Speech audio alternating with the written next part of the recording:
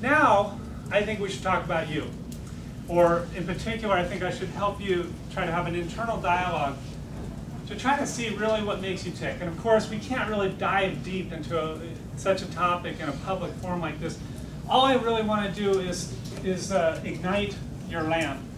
Light things so you start thinking about it. For me, it's a lifelong process of soul searching. My wife can attest to this, that I'm a compulsive list maker, always writing down ideas and brainstorming them. So much so that I often forget what I wrote a month ago, and I write it up again. But what I want you to think about in particular is, what is dessert to you? And by that I mean, I like this philosophy of dessert first instead of dinner. Don't defer what you really, really are passionate about and what you love, because you never know. You never know how long you're going to be around. Carpe diem, today's the day. Think about what you would really like to be doing and do it. And like I hinted at in the beginning, I think you're probably almost all there already because you're exploring this passion right now. But you still want to explore it a little bit because you may be surprised, like I was, that I really love photography, but I loved even more this idea of building and creating business, helping people solve their problems in that world.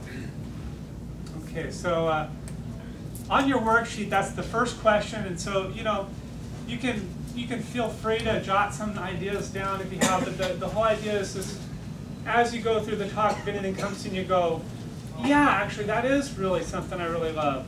Like, for example, you might really love photographing in a national park, or, oh, I don't know, hanging out of the window of a small helicopter as you're dipping over the, yeah, wouldn't it? You're doing some aerial photography, adventure.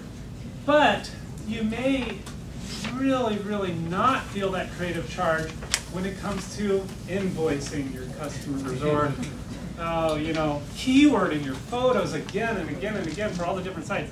So just think about that and kind of see if you can cater it to a life that you want. And you think about activities that really charge you.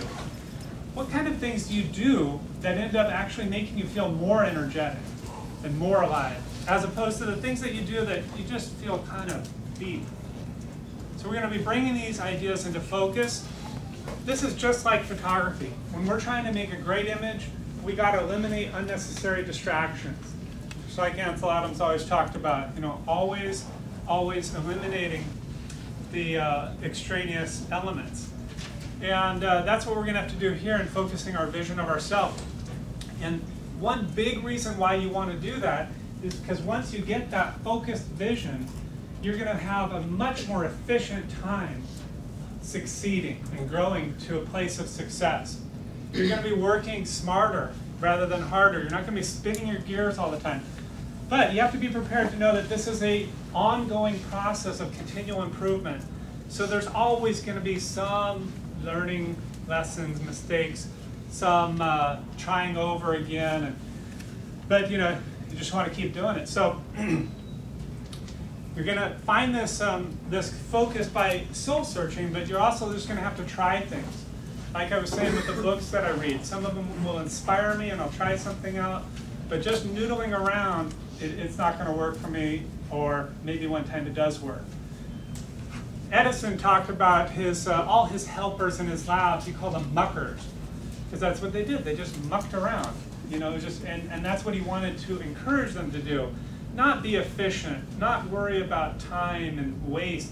Just play and let yourself be inefficient, because innovation, experimenting, trying things out is kind of an expensive, inefficient process. So I do believe this, that your work is to discover your work, and then with all your heart to give yourself to it. We in this day and age no longer are just told this is your job, this is what you do. We always have to do the knowledge work of finding out what we do. And for many of us, it's a daily renewing process. And you just want to get that vision that's just so clear and so sharp that you can see the goal right when it's in front of you.